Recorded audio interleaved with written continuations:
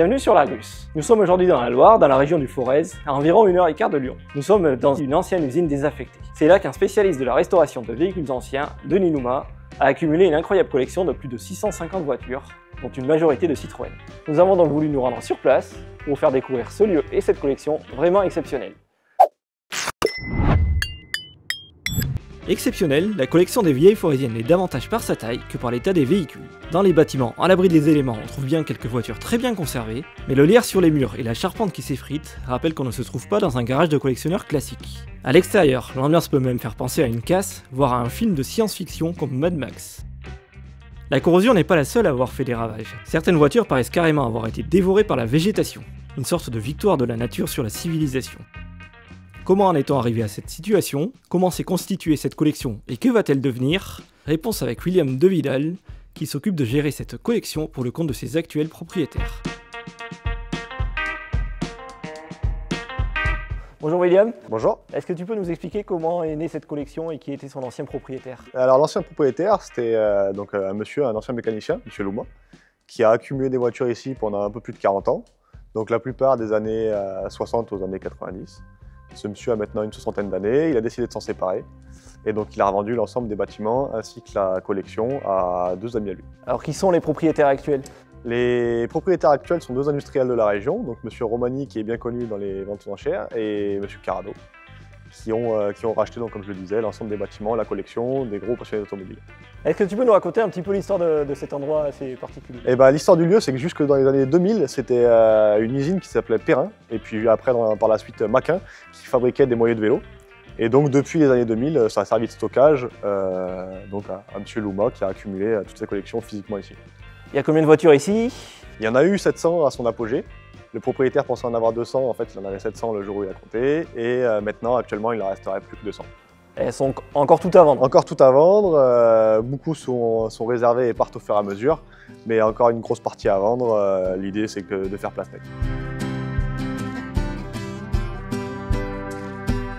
Contacté par téléphone, Richard Romani, l'un des propriétaires actuels, nous a indiqué que l'objectif était de tout vendre, de préférence avant septembre. Lui et son associé Ulrich Carado ont d'abord acheté cette collection pour enlever une épine du pied à leur ami Denis Louma. Ils n'ont jamais envisagé de la garder et voudraient que les choses aillent vite. Une fois l'endroit totalement vide, ce sont les bâtiments de l'usine eux-mêmes qui seront proposés à la vente.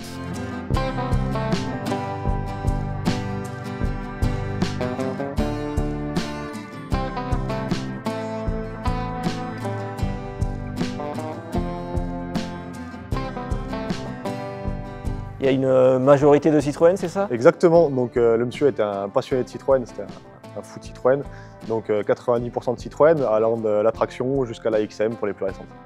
Si on cumule les 2 chevaux et les Diane, on a à peu près 150 voitures. Si on rajoute à ça une quarantaine de BX, une quarantaine de CX, ainsi que beaucoup d'XM, on voit qu'il y a vraiment une passion pour Citroën qui était présente.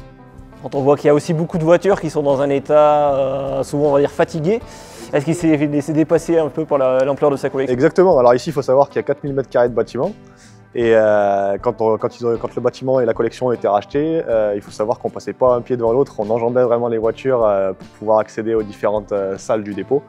Et donc il y a eu à peu près 400 voitures qui étaient stockées dedans et 300 dehors, mais il faut savoir qu'il a vraiment fait le maximum pour les stocker à l'intérieur pour pouvoir les conserver au mieux.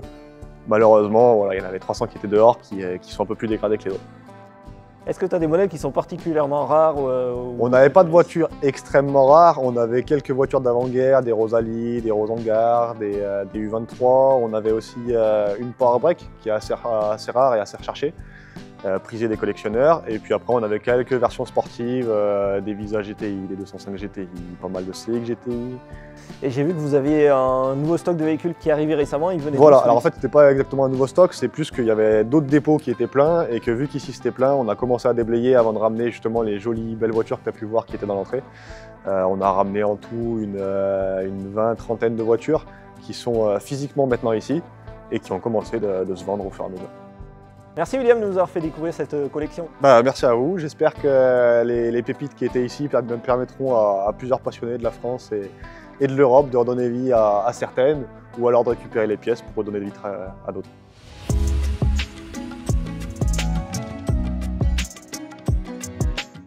En plus des véhicules, l'ancienne usine abrite des milliers de pièces parfois difficiles à dénicher aujourd'hui, notamment pour la 2 chevaux. un modèle dans lequel Denis Louma s'était spécialisé au début de sa carrière, avant de privilégier la DS. Beaucoup de voitures sont également trop abîmées pour espérer une restauration. Elles serviront donc avant tout de banque de pièces. Pour avoir une idée des véhicules encore disponibles à la vente et de leurs tarifs, vous pouvez vous rendre sur le site des Vieilles Forésiennes. Vous pouvez également contacter directement William par mail ou par téléphone pour obtenir des précisions. Vous trouverez toutes ces coordonnées en bas de cet écran.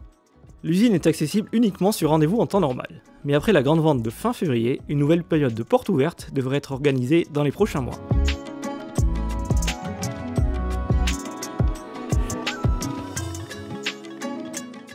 Vous pouvez retrouver d'autres informations sur les Vieilles Forésiennes sur le site de largus.fr. Si vous voulez acheter certains des véhicules de cette collection ou des pièces, ne tardez pas trop.